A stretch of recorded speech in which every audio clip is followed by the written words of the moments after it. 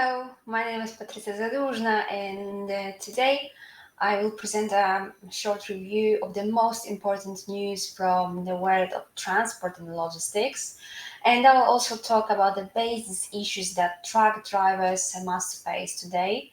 I will talk about closed roads, canals, highways, and the introduction of ECMR in another country. I was also interested in an article about truck charging places, the necessary number of which was calculated by scientists lately. And in the case of the world of logistics, I will talk about supply chains and the market. However, I will start with the implementation of remote smart tackle controls, distinguishing in which countries this is already done and in which not yet. So please take a look. I will share my screen so you could see my screen. Yeah, I use trans.info in order to check the news today. And yes, I will start with the tachograph implementation. So, EU-wide remote tachograph implementation delayed in some countries.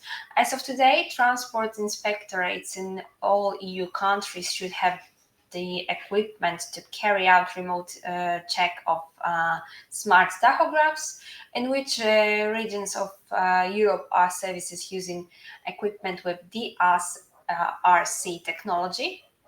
We will check in this article. According to EU regulations from 19th of August, all member states should carry out tachograph checks using devices for the remote download of RTM parameters via DSRC. The second generation smart tachographs allow for the download of 25 RTM parameters. It is worth noting that the first generation devices allow the download of 19 parameters.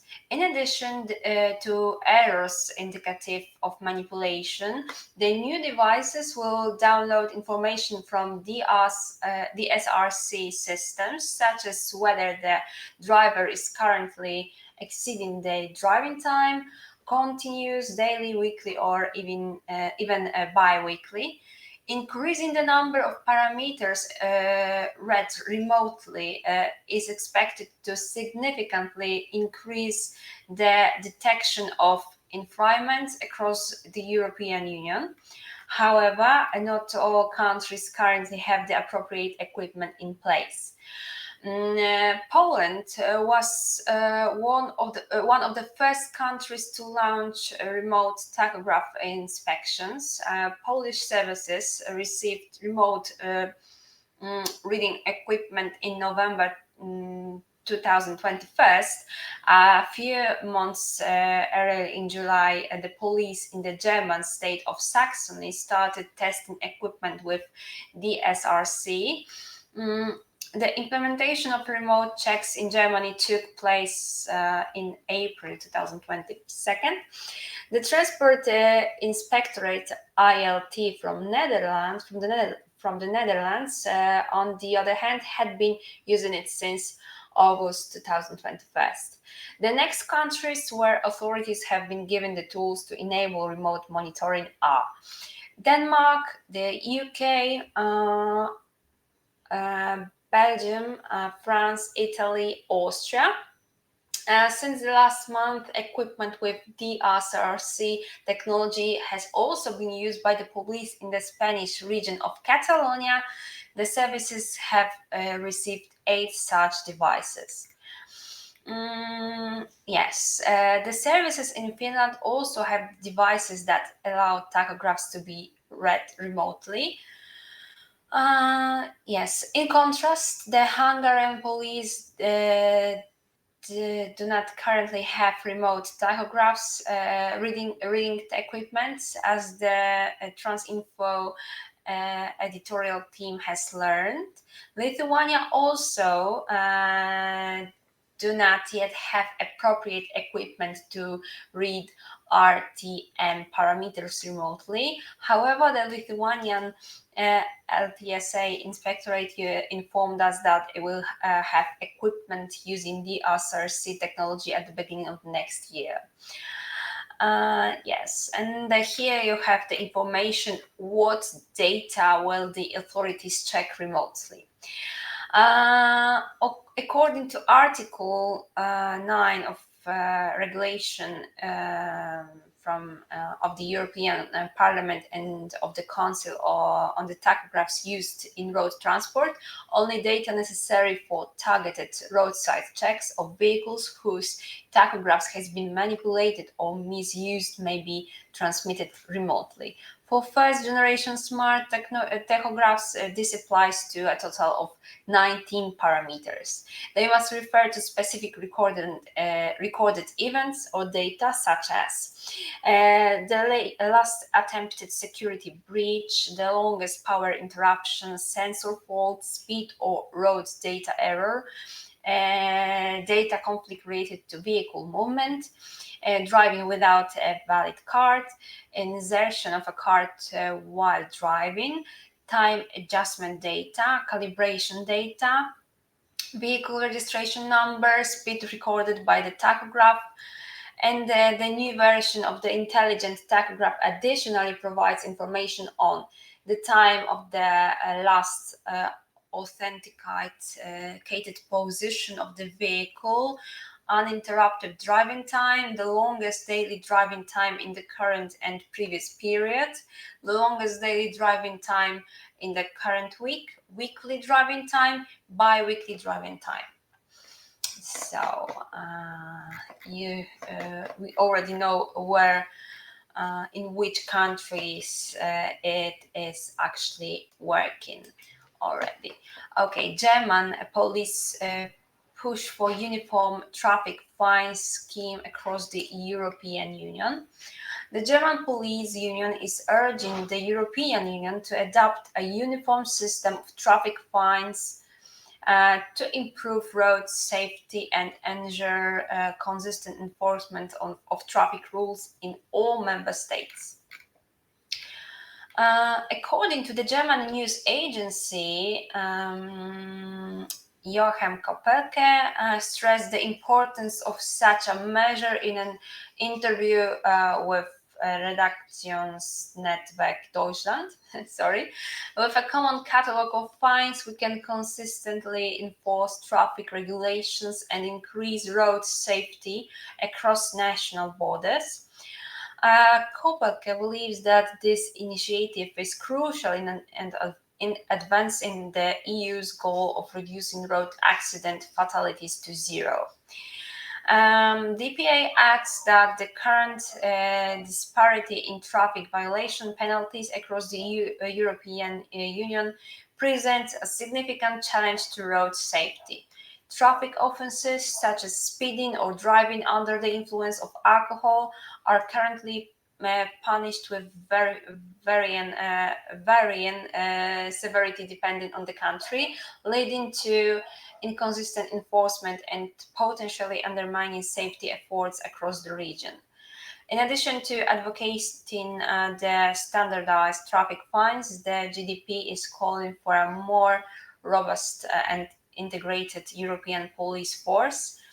As DPA notes, following major international events like the Olympic Games in France and the European Football Championship in Germany, the Union has presented a program aimed at strengthening police capabilities throughout Europe. A key element of this program, as outlined by DPA, is the proposed expansion of Europol's power and improved cooperation between national law enforcement agencies.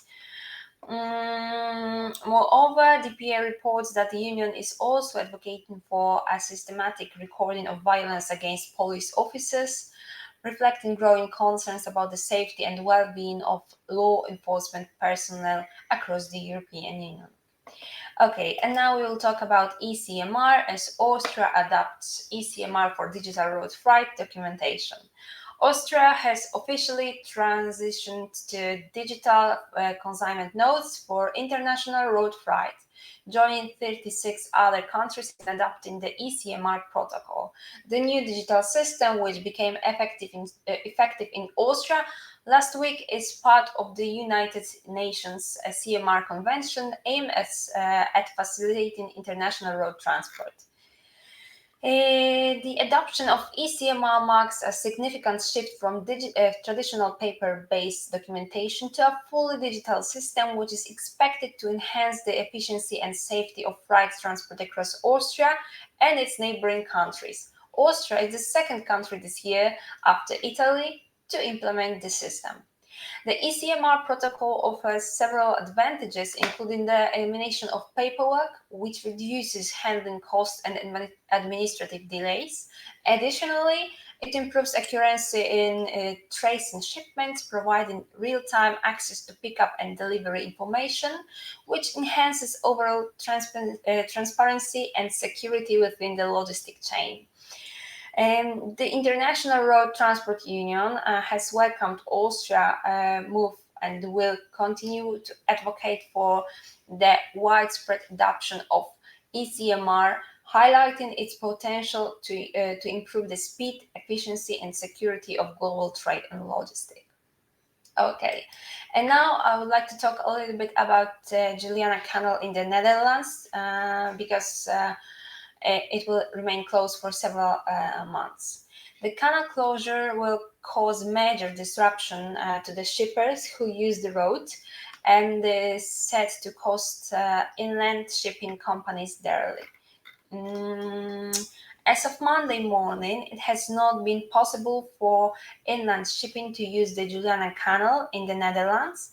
The important shipping lane between South and Central Limburg will remain closed for several months, causing a headache for the carriers and shippers who use it.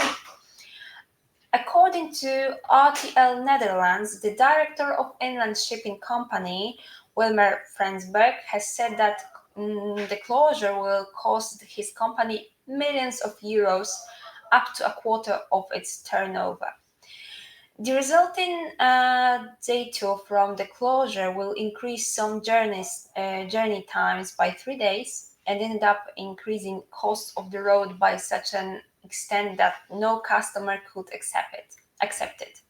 All in all, the damage to the business community amounts to 7.2 million euros per month, according to a study commissioned by Mark Habers, the former Minister of Infrastructure and Water Management in the Netherlands.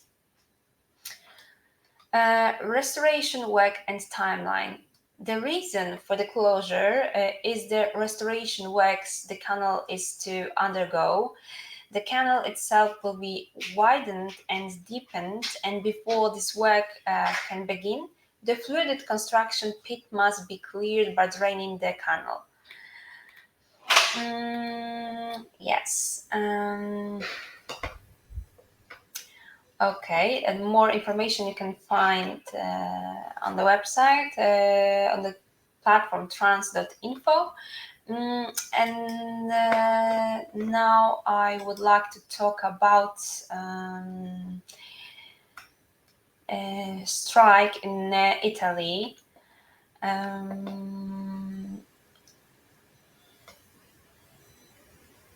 Yes, the strike will begin on the night of Sunday today, actually, from today, and will last until midnight on August 21st. It will involve truck drivers and heavy vehicle operators covered by the National Collective Labor Systems for the logistics and transport sectors. You can find the news actually on a Facebook page. The protest action will cover the whole country. The trade union warns that it may cause significant disruption to the distribution of basic goods. It advises all participants of supply chains to prepare for 3-day difficulties. The cause is the transport workers demand an increase in wages, shorten working hours, and improve safety, of course. Yes, and now I would like to talk about, give me a second, about scientists, about the charging spots. Scientists counted how much fast charging stations needed to handle electric truck traffic in Europe. How many fast charging stations for electric trucks do we need in Europe? The question is answered by a joint study by the Fraunhofer Institute for Research on Systems and Innovation and Amazon. Researchers and experts have determined the optimal number and location of public fast charging stations for long-distance truck fleet traffic in Europe. In order for electric trucks to be used in long-distance transport, a suitable network of fast charging stations along the European motorways is needed. To this end, the European Union has issued regulation on the development of alternative fuels infrastructure, which sets minimum infrastructure targets along the trans-European transport network. A joint study by the German Fraunhofer Institute of Karlsruhe and Amazon for online mail and order sales analyzed 20,000 potential locations for truck charging stations along European highways. With a 15% share of battery-powered trucks in the long-distance fleet, 1,000 optimally selected public megawatt charging stations are enough to cover 91% of the expected long-distance transport of electric vehicles. The results at first glance are surprising, as this is a lower number than the minimum infrastructure targets set out of for all member states in the EU regulation, according to which a total of truck charging and more than 2,000 trucks should operate in Poland by 2030. Optimal charging network in the EU. To design an optimal truck charging network covering the expected demand to the study on the volume of heavy goods vehicles in Europe in 2030 and information on public available loaders in Europe and existing truck parking spaces was audited. Capacity constraints on the availability of space and connectivity were also taken into account and calculated the optimized gradual expansion of the network on the roads with the highest traffic in Europe. The researchers adopted a very conservative approach during the calculations and didn't include charging in the warehouses and assumed a practical range of only 400 kilometers, which already exceeds some new models of battery trucks today. As for the optimal locations of truck electric charging stations, the study recommends focusing on busy roads in important communication hubs. In the case of subsequent expansion of the charging network, it will be possible to gradually add the location on less beside roads. Okay. Yes, and actually this is it when it comes to the scientist calculations. Okay, and now I would like to talk about the world's third largest port was closed for 3 days due to an explosion on one of the ships. this may have implications for supply chains around the world. The security debate is also back. Last Friday, an explosion occurred in the ship YM Mobility belonging to the ship owner Yang Ming. As a result, the ship was damaged, which was excluded from the operation for 3 months. The cause of the explosion has not yet been established. According to the shipper's declaration, the ferrule container was a refrigeration terminal used to replace a regular container that didn't require connection to the electrical grid. According to Chinese state CCTV, lithium batteries and parabens were transported in the container. As a result of the explosion, the Bailon Phase 3 terminal in the port of Ningbo was closed for 60 hours. It was opened until Tuesday night. The Chinese port of Ningbo Zhoushan, in the third largest marina in the world, it is reloaded 100,000 container per day. Yeah. However, the implications of the several-day closure may be long-term and felt far beyond China. The disruption at Ningbo port, coupled with existing bumps in the largest Asian ports, will lead to a deterioration in time in ocean transport and further delays in container availability in the coming weeks. Okay, and there's a high probability of an increase in costs and rates that have shown a downward trend in recent weeks after a dramatic increase in May, June, which we have already written about, which I already talked about also. You can actually find the news on trans.info. And here we can also find some information about the security problem.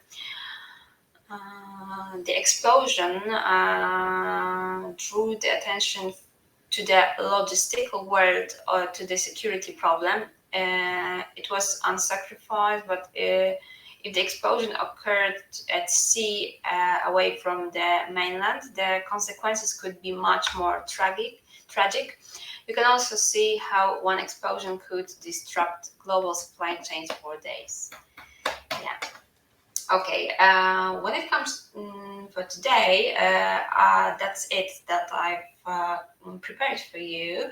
But we will see each other in today's on Wednesday at 12, of course, as always.